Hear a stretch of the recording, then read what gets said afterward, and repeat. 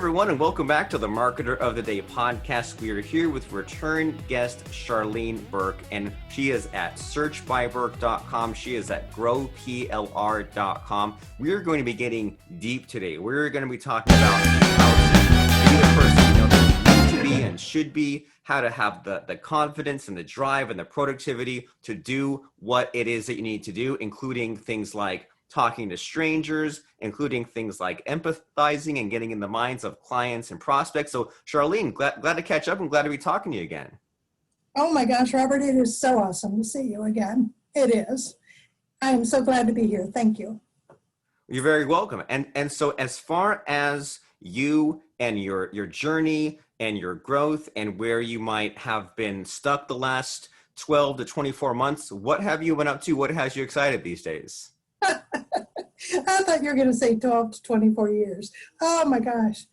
What I've been up to, honestly, is I took my last course correction in my business. I'd gotten detoured once again I really don't want to be doing what I'm doing, right? So about 18 to 24 months ago, as I had been experimenting with writing, I had been experimenting with creating products, experimenting with collaborating with people on product creation. I was doing online marketing. I was doing websites. I was up for doing anything, all right? Because I just flat couldn't figure out exactly what it was I was supposed to be doing. And then I'd hit an experiment of, you know what? I really like to do copywriting. It's something I've been doing since I was in my 20s, actually. I ran a direct marketing firm when I was in my 20s. Did quite well with the direct mail pieces I wrote and sent out as part of the team. And I thought, this is something I've really always enjoyed doing. And it's because with copywriting versus just regular content writing, write a story kind of thing, or even just write an informational piece, it requires that you know your market. You have to know your audience inside and out, because the whole purpose of copywriting is to get them to do something. And I'd proven I could do that with my online marketing stuff. So I thought, what the heck, let's give this a try. And so I decided, well, if we're going to experiment, let's really do an experiment. Let's see what happens if I offer a service to write emails, specific type of emails, the welcome series that follows a download. Let's see if anybody will go for just that. I'm going to tell you, Robert, after hundreds of clients now and hundreds of emails that I've written, not only just the welcome, but all the others people have been asking for, has proven that this is where I need to be. I need to be writing copy for emails for people to make money, to communicate with their audience, to nurture their audience, to help their audience, to grow their own business. So that's what I'm doing right now. And I have been successfully, I say successfully, been able to be financially independent and supporting my husband and the household and everything these past 18 months or so. And all I do is I write emails and absolutely love it. Fantastic. And that's always the problem with copywriters, right? Is differentiating yourself, and that there's so many people out there. Anyone is willing to make a landing page, make a funnel, make a web page. And it seems like the email sequence, that's where I make most of my money too. And that's what I like to have in place. But it seems like that's really overlooked, that a lot of the attention falls on the sales letter, and let me spend 5 weeks every single day making sure that there's a big headline, there's all these things in place. But then it's like, yeah, but what if you get traffic and it needs to be warmed up, or what if they don't buy right away? So they need this kind of nurturing sequence. And I imagine that for you, it's a lot more fun, because instead of having to have a big long journey and have a big long web page, you can have little micro stories, you can have different angles, you can be surprising. It seems like it ticks all the boxes, right? It's something new and fresh that it seemed like you needed. It differentiates you, it fills a need in the marketplace, but also it seems like it scratches this creative itch that you're alluding to a little bit. Oh, you nailed it. You nailed it. See, I've done the long copywriting stuff. I've done the full funnel build outs. I've done the strategizing. I've done the let's find the gaps. I've done the analysis. I've been deep in data. I mean, I ran an online marketing agency for 7 years and had recurring clients that, let's not only get you up in search, but really the ultimate goal is let's get you making money. Let's get people to click through. And how are we going to do that?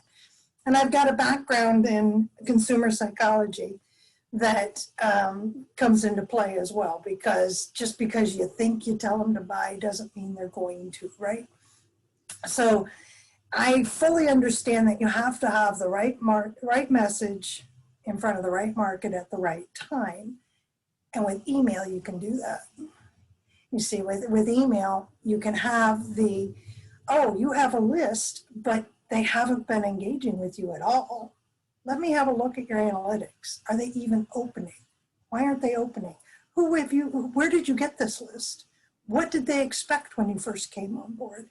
What did you tell them you were going to send them?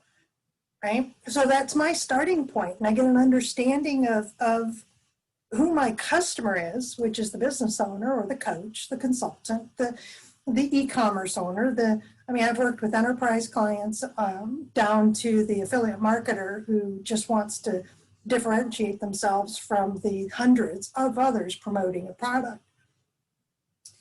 Why did you pick that market? Why did you decide that's the one you want? And sometimes it's because that's where all the money is, and that's fine. But now you got to tell me, who is that market? Most of them don't know, so I do my own research.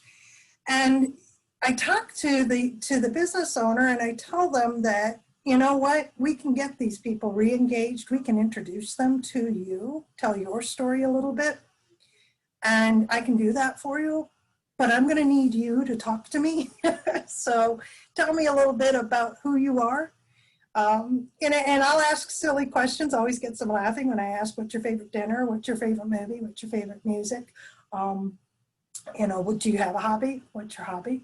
And what that does for me is that fills them out as a person, right? No longer are they just the e-commerce owner.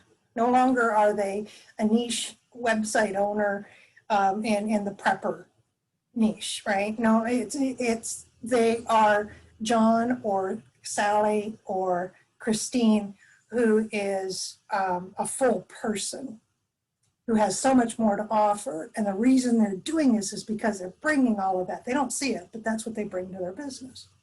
So then I go into their customer base, if they have customers, and if they don't, I go into the market they have and the problem that they're trying to solve. And I put myself in the place of the person that has the problem. And, you might think that the problem is that they're not making money online as an affiliate marketer. That's one of the problems. But the other problem is that they're also suffering from anxiety because they've never done this before. They knew, yes, if they're new, then they are anxious. And that anxiety is showing through in everything they do. They're hesitating about taking any steps. They're hesitating about pushing the button on a Facebook ad that's going to cost them $500, because to them, they've never spent $500. When you understand that, then you can talk to them like the person who's experiencing this type of anxiety and offer reassurance and proof and take their hand and guide them to where you want them to go, as long as you understand that part. And that applies to those who are selling supplements, right? To the elderly who are suffering from arthritis. What's a day in the life of somebody who has arthritis? It begins with being painful just getting out of bed. The minute the foot hits the floor, the knee screams with fire pain. So you take that, and that's what I do. So now I'm in the place of my customer, and I'm in the place of the audience, and I'm like, what's really your problem? And that's who I'm talking to. So when I write the email, I'm writing it to the person who has the problem, as if it's a one-on-one conversation. It's really a lot of fun, actually. I can tell that you have fun doing it, and even hearing your thought process, it seems like it switches a lot from the art and the science. You mentioned things Mhm. like, well, why are they in this niche, and what's the data, and what are the open rates, and where are the customers, where are the sales? But there's also what's your favorite food, and there's also the empathizing with this prospect, and there's even like the just like getting outside the box and re-examining it from another angle where this whole time your email copywriting client here, they might have been sending emails, maybe not very often, but they might have been basically like running really fast in the wrong direction, right? They might have been trying this angle without any strategy, or they might have been just trying to dump information. And sometimes we're so close to things, or sometimes we've been going through the day-to-day so much that we don't get into kind of the bigger universe that you're mentioning here. Yeah, that's very true. It's one reason why I don't write for myself very well because I'm too close. And I understand that from my client's perspective, which is, listen, I know this is going to fix their problem. Here are the bullet points of the problem they have, and this is how it fixes them. But there's more to it than that. Otherwise, people would be clicking that buy button all over the place, wouldn't they?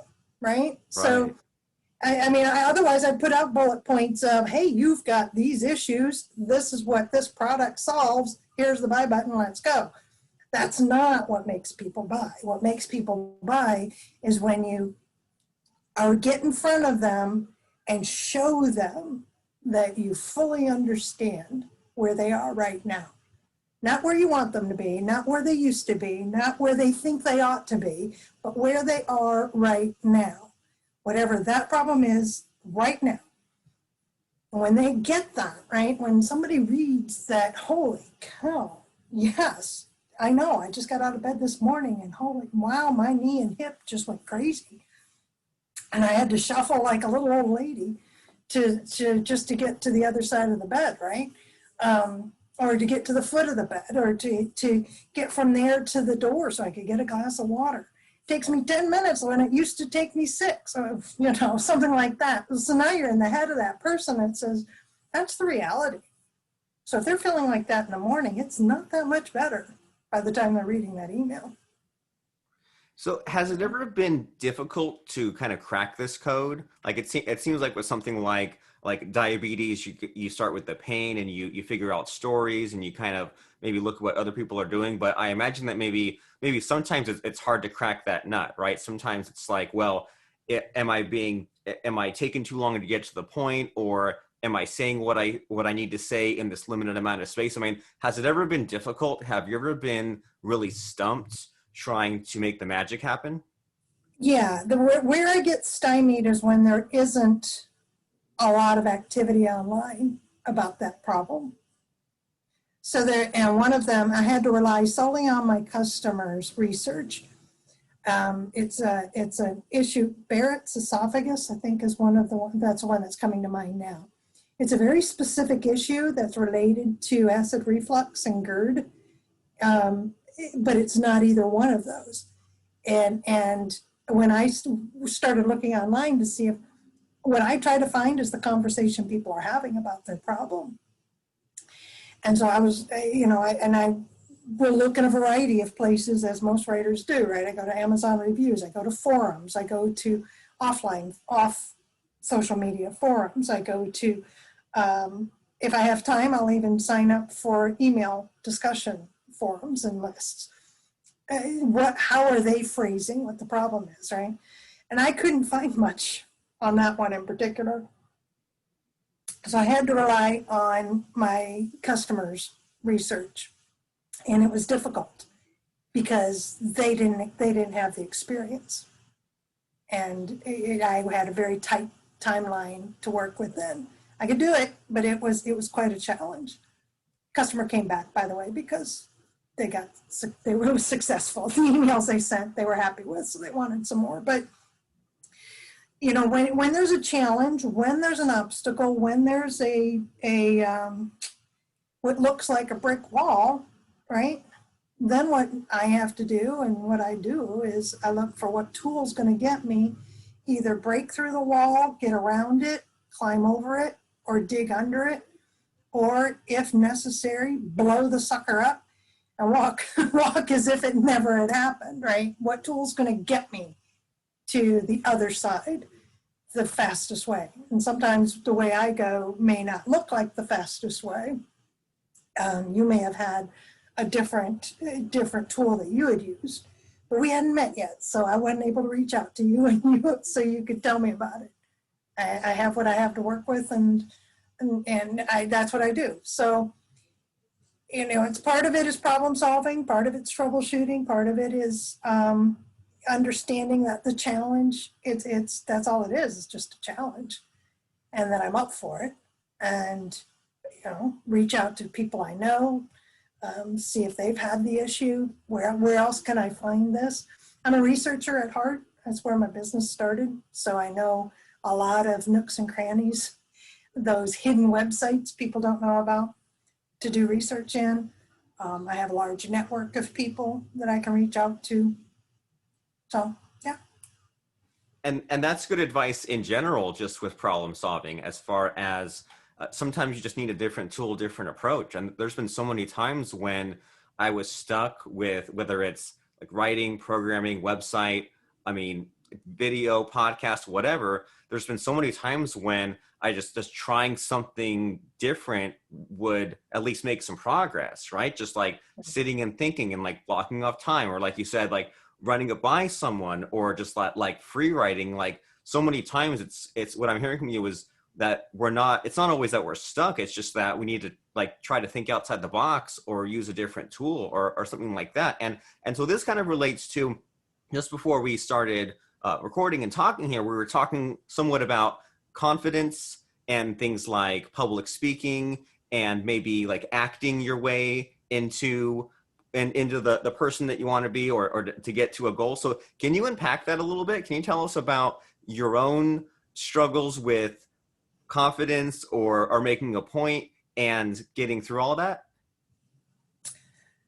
Well, I can try. So one thing that was constant throughout my entire life was social anxiety. And quite honestly, I simply did not know how to talk to people. If I knew you and we had a relationship, family was reasonably easy, but even then, I'm a better writer than I am a talker. I always fell on the writing. I'll write you a note. I'll write you a letter, right? So for me to suddenly, I decided I needed to start my business. The biggest stunner for me was, holy cow, I'm gonna have to get in front of people and sell them my business. I'm gonna have to sell to them. How am I gonna do that, right?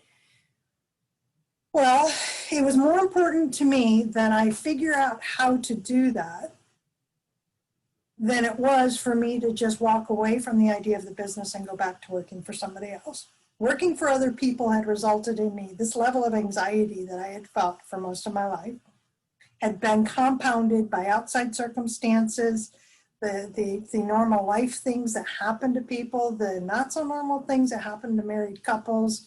I've been through a lot of physical things, illnesses. My husband and I have been through a lot of things. The best way I know to put it is my husband and I have been through 9 of the 10 things that are the most common reasons why people divorce. It's outside influences and circumstances that we've had to respond to and all of that. An example of that adds to this anxiety issues that I used to have is when we married in 1990, and our first 7 anniversaries were all spent at a funeral or at a wake. That is normal for us. Finally, I got smart on the 7th one and said, you know what, we're going to change our anniversary date and we're going to celebrate in August. And amazingly enough, everybody stopped dying. And we just, that's what we laugh about it today. But it happened, you know, suddenly nobody died on the real anniversary date. So only a couple of years ago did we decide to start celebrating again. Having said all that, I decided that I was tired. I couldn't handle working for other people anymore. I'd been extremely ill, and it was costing us money, and physically I was just a mess, and mentally I was getting so out of sorts because of the physical issues I was having. And I decided I have to work for myself. And so I figured out what I was going to do. And I started my business. After a lot of research, I decided I was going to open up a business intelligence, competitive intelligence research firm. And I did that. You know, it was awesome. It was great. It was wonderful. I had all the tools, had everything in front of me. And about 3 weeks in, realized I had no customers. And holy cow, what am I supposed to do? Of course, the people that I was tied in with and the network that I was tied in with told me, you're going to have to go out and make sales. Oh, gee. Oh boy, that was enough to make me go absolutely nuts. So what do? I don't know how to talk to strangers. I went to a couple of business networking meetings, and it was insane. I literally babbled. I don't know what to say. Or there was a couple of times I actually got myself a cup of coffee and just stood in the corner because I literally didn't know what to do. So I thought, well, what do you do when you don't know what to do? I called up a friend. I said, so what am I going to do? I don't know. This is what I do. You know, I just go and I talk to people. I ask them about the ball game. I ask them about their kids. And I sat there and said, well, that doesn't fit me, but we'll figure this out. Then I remembered that many years ago when I was young, my father had gone to Toastmasters. And I realized when I looked that Toastmasters, the whole point was to hone your presentation and speaking skills. Well, I don't have either. I could use both. So let's explore what this looks like. There was a club that was close by. It's really inexpensive to join. It's like $36 a year. And I attended my first meeting as a guest, and I liked the way it was set up. I said, yeah, this looks like this will work for me. So I joined, and I was a faithful attendee and member for 3 years. And after my first, I think it was after my fourth speech that I gave, was when I had been asked to, after that is when I was asked by a local business group to present before their people.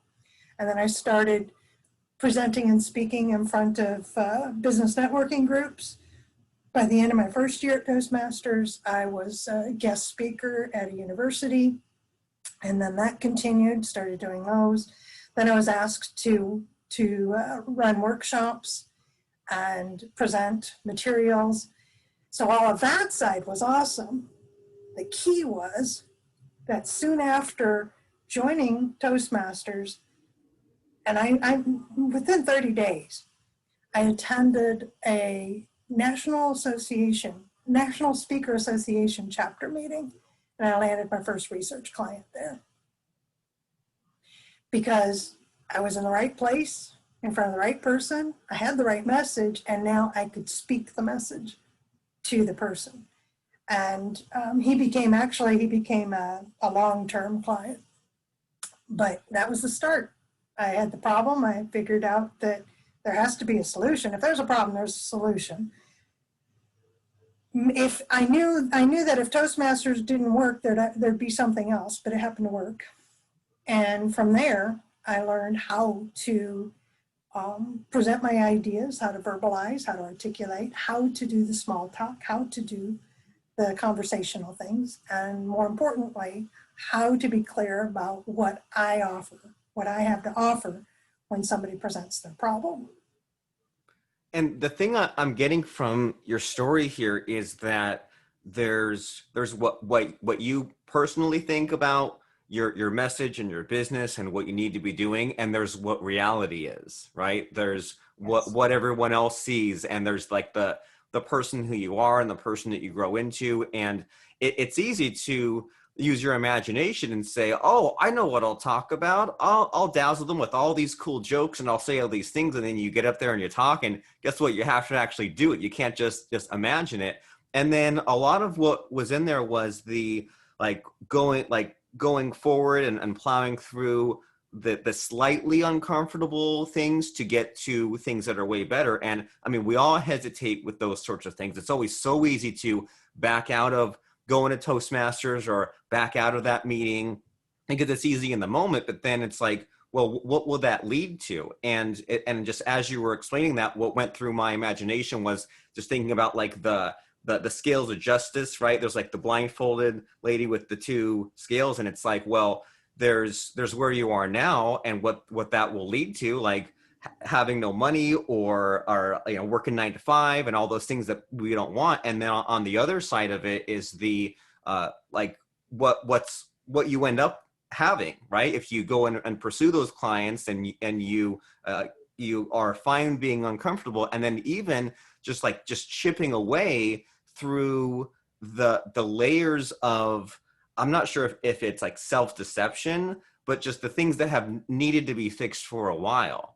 And for some of us, that might be the confidence or the public speaking or something like that. But I think that's what I'm getting from just you pursuing these goals and going through the fear, the awkwardness, and the uncertainty anyway.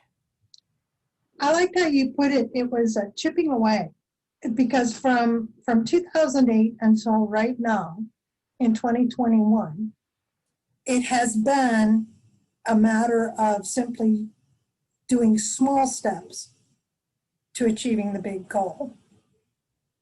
But it's more than that, in that it does require chipping away at the obstacle that's in front of you. So what's the obstacle? Is it me, or is it the marketplace? Is it the economy that suddenly went crazy on us in the recession? Because I had to pivot. See, I started out in research. That was my comfort zone. That was great. Give me a research project and we're off to the races. And I officially started the business actually early 2008, but I didn't get high-speed internet until summer of 2008. So about July, I could actually go online and start actively seeking other business. And I did. And so from July until September, I had more customers coming on board. And I was in my element. This was great. Oh my gosh, I knew that I would reach my ultimate goal, that in 5 years we were going to be living in a particular way, in a particular place, and life was wonderful. And then September, the phone stopped ringing because a lot of my clients were in the financial sector. So September of 2008, it was pretty much the beginning of the recession in my world. So in 2009, I had to pivot because the phone wasn't ringing, and no matter what I was doing, I couldn't even go back to my original first client in research. He said, no, I have to stop. I don't know what we're going to do. I'll get back to you once I figure it out, but I don't know what I'm going to do because my customers are just dead in the water. Everything came to a stop. So in March of 2009, I shifted the focus of my business to be an online marketing agency because I knew that the locals in my area needed help. They didn't understand the online world.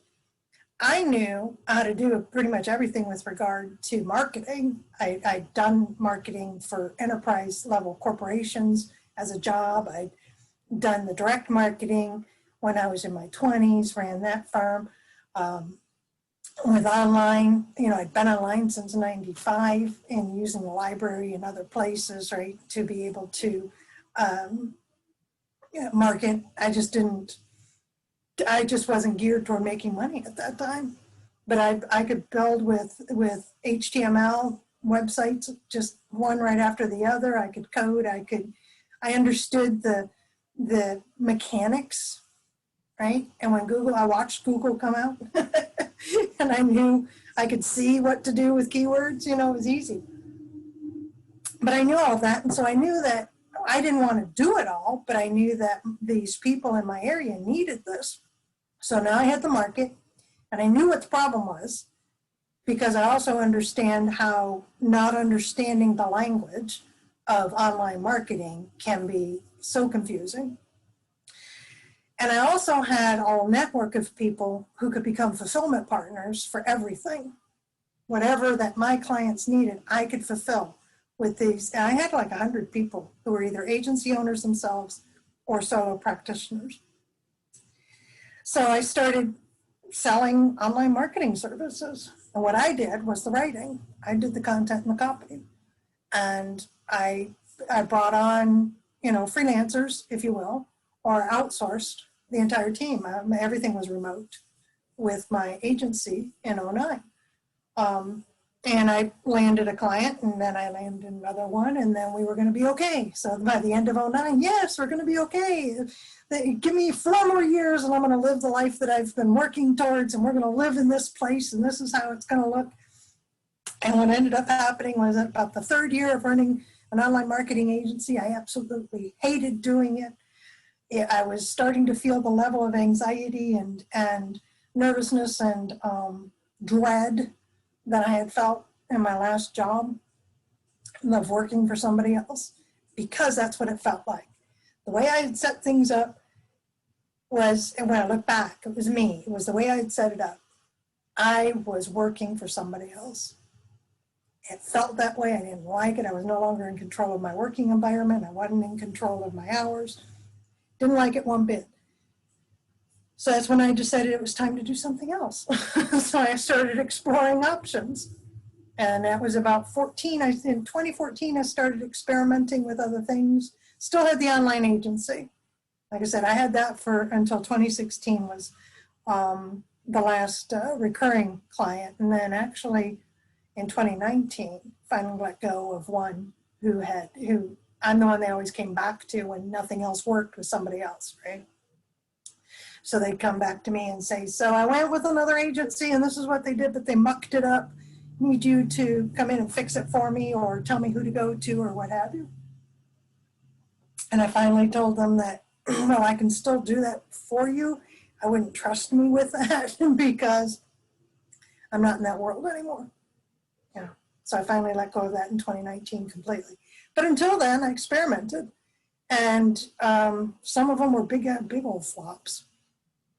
And some of them were pretty awesome, brought in money, but it's not what I wanted to do, right? That's not really what felt good about me taking my laptop someplace or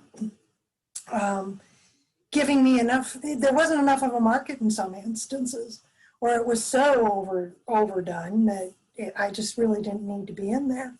I tried training. I've realized that I'm very good trainer, but that's not what I want to do anymore. I don't want to run workshops. I don't want to be pulled into the physical of one-on-ones or even one in a group. I can still speak from the stage. I can still do it quite well, but that's not what I want to do. That's not how I want to build my business. So I continue to experiment. And that's when in 2019, I said, I wonder if people will just buy emails. And that's, yes, they will. Yes, they will. So the majority of my business today is writing copy and content. The copy is the emails for a variety of clients. And the content part is the Grow PLR. Some of my content I've decided that others really enjoyed. And when I put it into PLR and just give them the rights to do with it what they will, they love it. So I do that.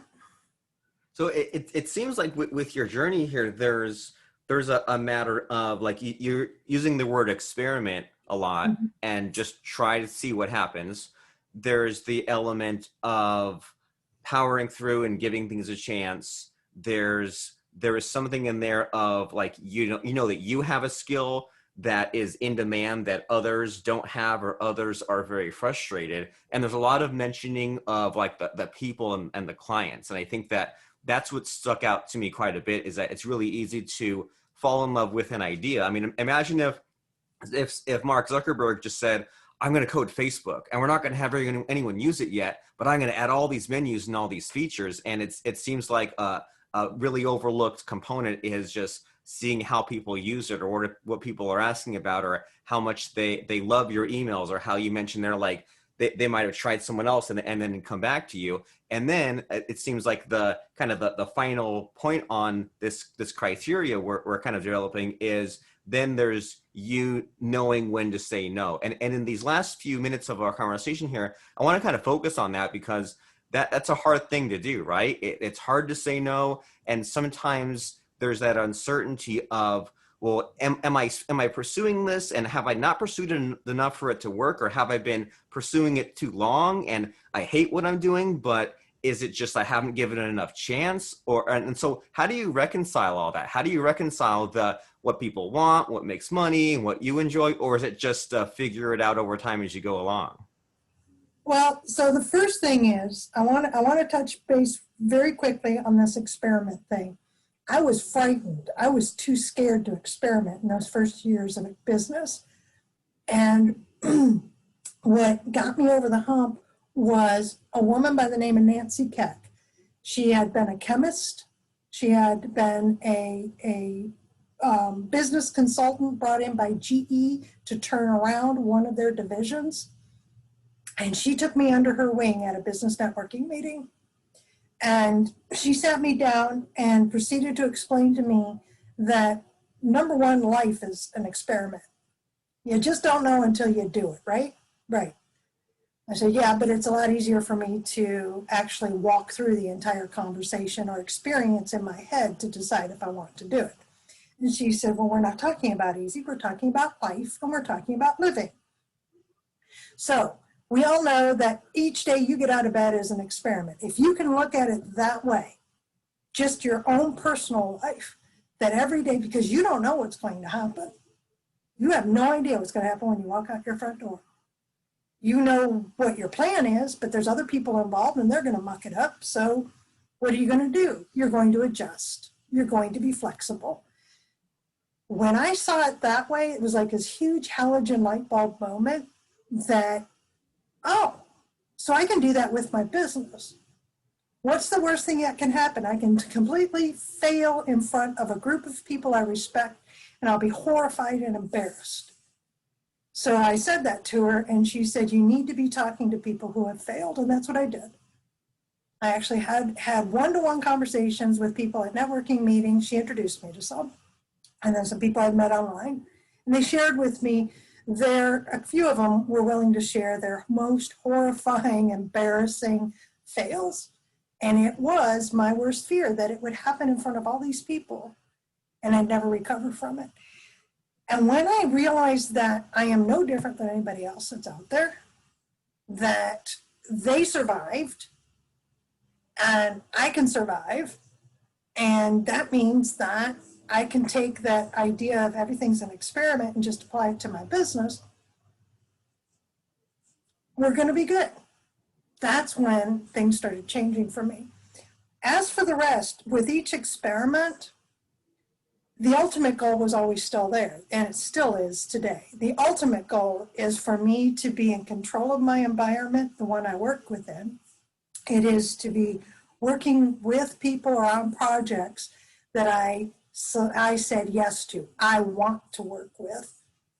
I might be in the middle of it and hate it, but that's not the point. The point is I said yes, and it was my choice to say yes. And that the financial end is that I don't have to be concerned about today or my retirement future. Then all that means is that not only can I pay the monthly bills, I can set aside an emergency fund, and when we do, I've been able to set aside a 12-month emergency fund. That means if something happens, everything went crazy except the finances. Everything went crazy. The way we're living right now can continue. So I'm secure there, and then I'm able to set aside into my retirement. So when the time comes and I decide, I don't want to do any of this anymore. To heck with it. I'm done. I can do that.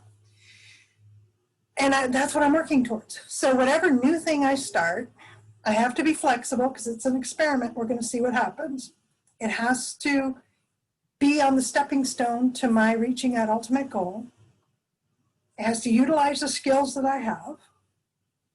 And when I doubt that I'm in the right place, when I doubt that this is actually going to work, or as recently as 2 months ago, when I said to myself, should I be expanding these services?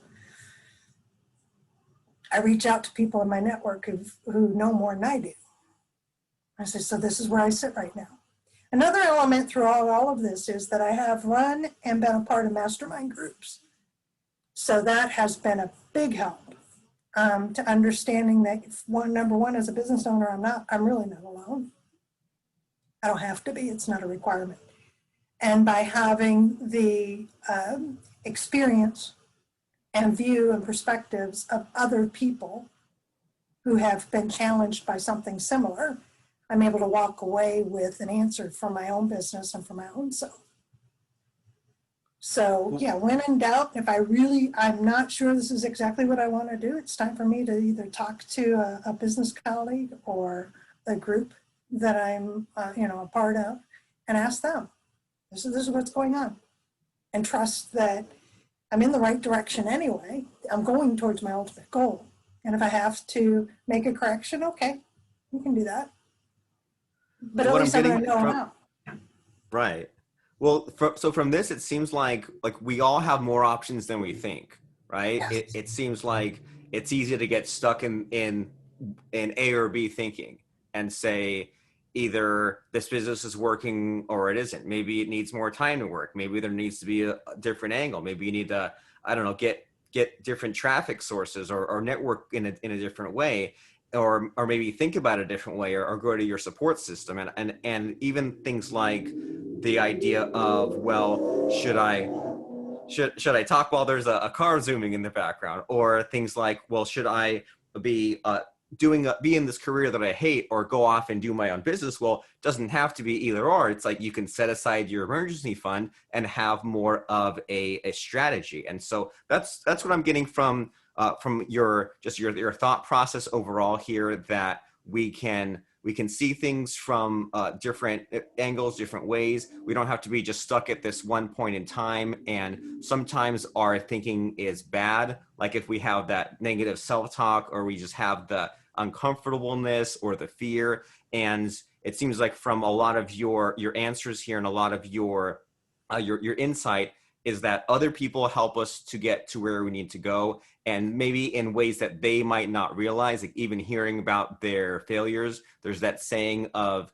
if you think you have problems, get everyone to put their problems in a bowl, and if everyone heard each other's problems, they just reach in the bowl and take their own problems back. And so yeah, life is unpredictable, but we can still have a strategy, and it does not have to be doom and gloom, but we can still be aware of the things that can go wrong, or about the opportunities that we're missing. And as we're wrapping up, winding down here, do you think there's anything that we missed, or do you think there is something that is unique to you as far as life advice that we all need to sit up and pay attention to?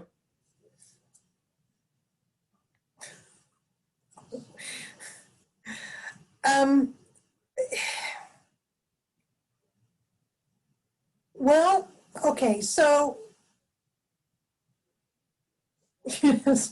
one of my favorite sayings, to be honest, I'm just going to share this with you, it might help somebody, is no matter how bad things get, they can't put you between two pieces of bread and eat you.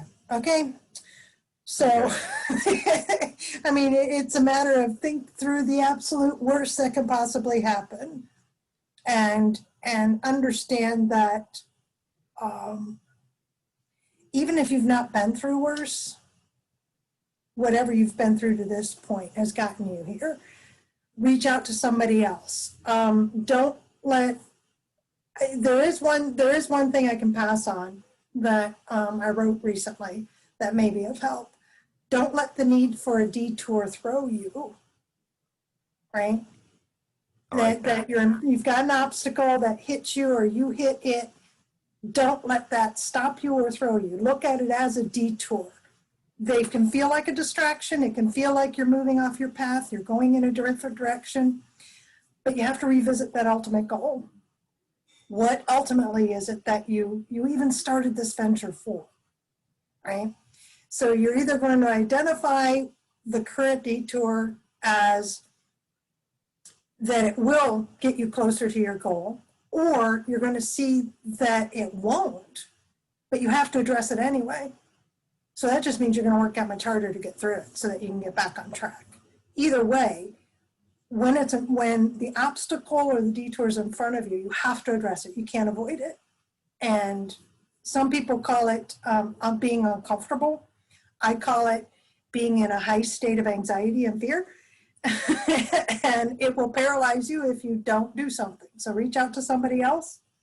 You're never alone. You never have to be alone. It's your choice if you're by yourself. Completely your choice. You do have control. And you can get through it, and you can get over it, under it, around it, and get back on the track that is going to get you to your ultimate goal and your ultimate destination.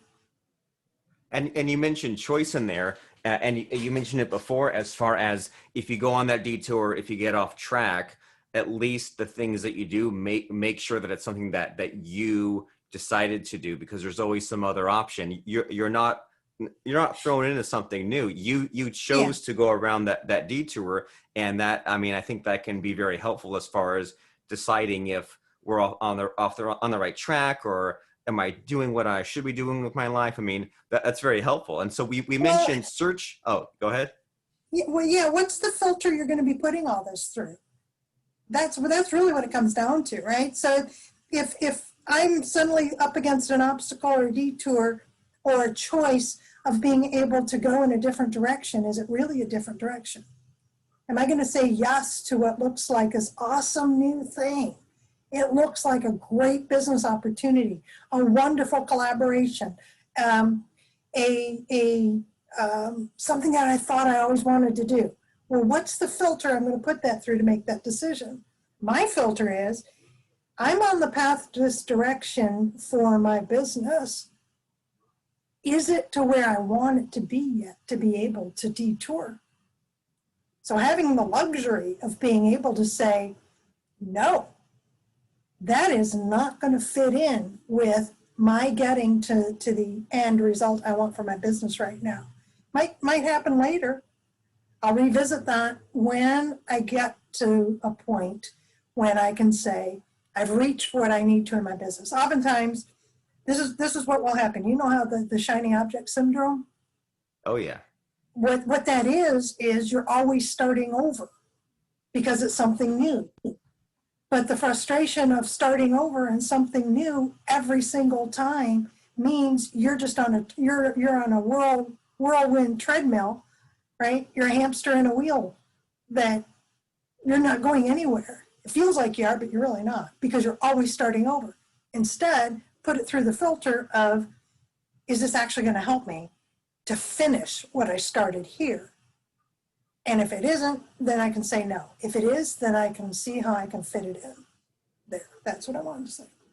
A lot of things to consider, including timing. And so we mentioned searchbyburke.com. That's okay. We mentioned searchbyburke.com and your email, a copywriting service. We mentioned growplr.com as far as the content. Did we leave anything out? Are there any URLs we need to mention that are really important here? No, that's it.